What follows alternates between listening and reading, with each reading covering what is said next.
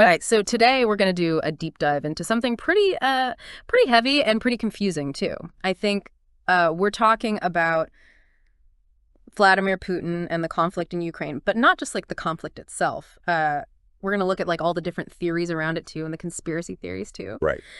So we've gone through a lot of different sources for this, and it's kind of interesting because they're all over the place. I mean, some of them totally disagree with each other, but I think they all kind of come back to this one question that really frames the whole thing. And I think it was stated in one of the sources, like right at the beginning. And it was like, is Vladimir Putin like this cold, calculated strategist who's just defending Russia? Or is there something else going on, something bigger, something maybe the rest of the world isn't supposed to see? Yeah, that's a great question to start with, and there's a lot to unpack there. So I think what we'll try to do today is kind of help you sort through all of this without making your head explode.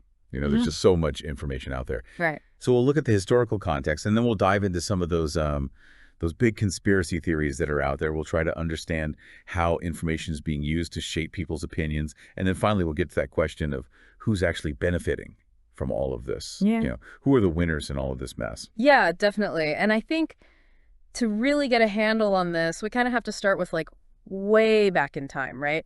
Back to when the Soviet Union collapsed in 1991. Right. I mean, that was a huge deal, not just politically, but like for the whole world. It basically reset the whole balance of power, Totally. And it left a big impact on how Russia sees itself in the world even today. Oh, absolutely. I mean, imagine that, it wasn't just the Cold War ending, it was a whole empire falling apart. And, for Russia, there was a sense of loss there, a feeling of like they'd lost their place in the world and, maybe even some resentment that's still lingering today. Yeah, that's a really important point. And then right after that, you have NATO, the North Atlantic Treaty Organization, starting to expand eastward. Yeah. Yeah. And that's a huge part of this whole story, isn't it? Because while a lot of people in the West saw that as a way to keep things stable in Europe after the Soviet Union was gone, Russia didn't exactly see it that way. Not at all. And our sources make that very clear from Russia's perspective, especially from Putin's point of view. This was seen as a threat, like a direct threat, an attempt to surround and isolate Russia. And there's this quote from Putin's speech at the Munich Security Conference back in 2007. It's really revealing. He said, quote, "NATO expansion represents a serious provocation that reduces the level of mutual trust," end quote.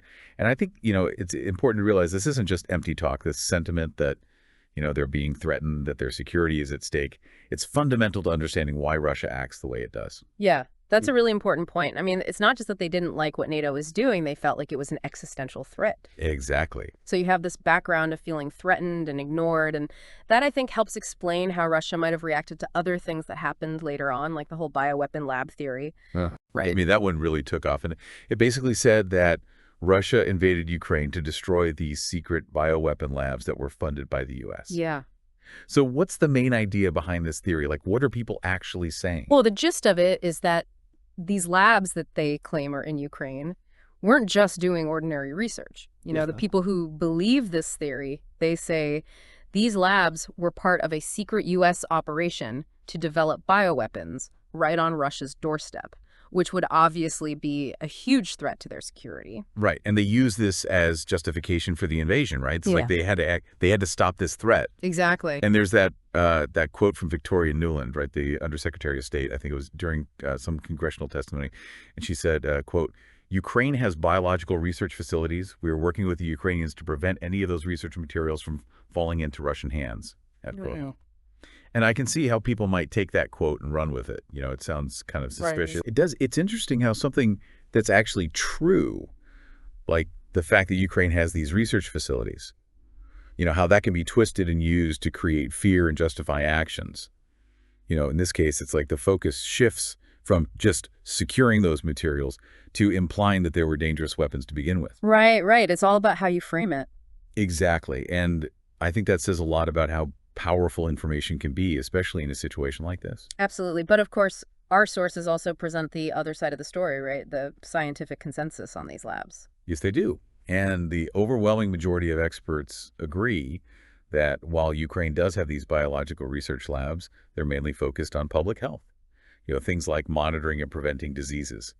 It's pretty standard stuff that happens in a lot of countries. Right. It's not like some top secret bioweapons program. Exactly. And the important point here is that there's no real evidence, no credible evidence to support the claim that they were developing bioweapons, and the fact that Russian state media was pushing this narrative so hard. I think that really tells you something about what their intentions were. Yeah, they were using it as propaganda. Exactly. Okay, so you've gone from secret labs to this whole other level of conspiracy, the New World Order narrative. Right. And this one's really interesting because it takes the conflict in Ukraine and turns it into something much bigger, like a battle for the future of the world. Right. It's not just about territory or politics anymore. It's about ideology. So according to this view, what's Putin's role in all of this? Well, in this narrative, Putin is like this lone warrior fighting against this secret global elite, this group that's trying to control the entire world. It's like a shadowy cabal pulling the strings behind the scenes, and Ukraine becomes this like a central battleground in this fight for global dominance. Wow, I mean, that's a pretty dramatic way of looking at things, and it seems like a lot of people really believe it. I mean, you see these videos online going viral with people saying things like, Putin is the only one standing up to the globalists, you know, that kind of stuff. Yeah, it's a very powerful narrative, and I think it appeals to people, especially during times of crisis, when things feel uncertain and scary.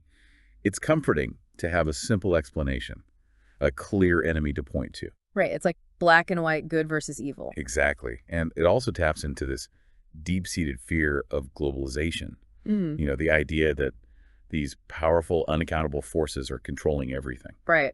And our sources point out that this New World Order idea has been around for a while, and it's often tied to some pretty problematic things like anti-Semitism. That's right. The material talks about how this narrative has a history of being used to justify discrimination and scapegoating. And it's often connected to these fears about losing national identity and sovereignty. Right. It's like a fear of the other. Exactly. And even though there's no real proof that Putin is fighting this global elite, our experts say this narrative still serves a purpose. Oh, definitely. It makes Russia's actions seem heroic. It's not just an invasion anymore. It's this noble crusade against tyranny. It's a way to justify what they're doing and rally support both at home and abroad. It's a really clever way to frame it. Very clever. Okay, so let's move on to something a little more concrete. The whole thing about Russian oligarchs and their money. The theory that this war is partly about protecting their hidden wealth. Right. This one's all about money and power. So what's the basic idea here? The theory is that Ukraine has been used by these Russian oligarchs to launder money, to hide their assets, to move vast sums of money through Ukrainian banks. Right. And by invading Ukraine, Russia could essentially cover up all of that. Exactly. They could control the evidence. They could protect their elite. That's a really different way of looking at this conflict. I mean, it makes you wonder how much of this is about geopolitics and how much of it is about personal greed. It's hard to say for sure, but our sources do point to some evidence. They cite investigative journalists who've been looking into this, and they say there's definitely evidence that Ukraine's financial system has been used for money laundering. Right. But the problem is, it's hard to prove that this was the main reason for the invasion. Right. It's probably a mix of things, isn't it? Most likely. Okay, so another big piece of this puzzle is the whole information war that's going on.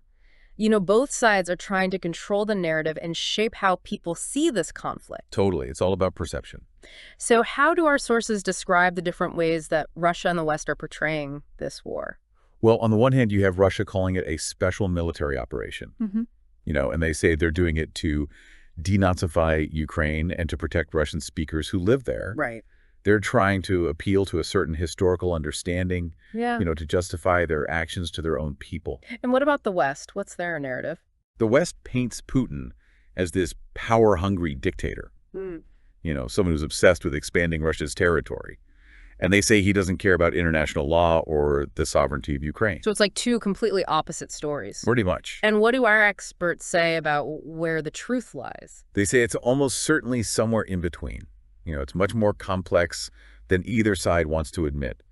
And they both use information strategically. They pick and choose what to highlight. They frame events in a certain way to make themselves look good and to sway public opinion. Yeah, it makes you realize how hard it is to really know what's going on, especially when everyone has an agenda. Absolutely. It's a real challenge. And that brings us to another important question, and it's something our sources bring up. Who actually benefits from this conflict? Right, because regardless of all the different theories and motivations, someone is profiting from this war. Exactly, and it's not always who you think it is. Right, so our sources talk about how war can be very profitable for certain industries, like the arms industry, for example. Oh yeah, weapons manufacturers, they make a killing during war. Literally. And then there's the energy sector. Yeah. All that volatility in energy markets can benefit certain producers.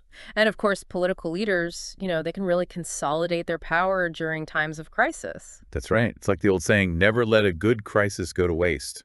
It's kind of a disturbing thought, isn't it, that maybe the conflict itself is what benefits certain people the most, regardless of the reasons they give for it. It is disturbing, but it's something we have to consider. I mean, history is full of examples of conflicts that dragged on because someone was profiting from them. It makes you wonder if we're ever going to break free from that cycle. It's a big question. Okay, so as we wrap up this deep dive, let's just take a moment to remember all the different theories we've covered. We started with NATO expansion, then we talked about those bioweapon labs, the New World Order, the oligarchs and their money, and we also looked at the role of propaganda and who might be profiting from all of this. Right. And I think it's important to remember that conspiracy theories, they thrive on uncertainty and anxiety. When people are scared and confused, they're more likely to latch on to these simple explanations, even if they're not based on facts. Yeah, and I think we also have to remember the human cost of this conflict. All the lives that have been lost and disrupted, regardless of the reasons or beliefs behind it. That's the real tragedy here. Absolutely. And it brings us back to that question our sources posed. Truth is often the first casualty of war. And in a world full of disinformation, one question remains, who do you trust? That's a great question, and it's something we all have to think about. We do. As I was thinking about all of this, something occurred to me, and I wanted to share it with you. We've talked about all these different narratives, all these different ways of looking at this conflict. Some of them are plausible, some of them are pretty out there, but the fact that there are so many of them, the fact that they're all circulating at the same time, it makes you wonder if that itself serves a purpose.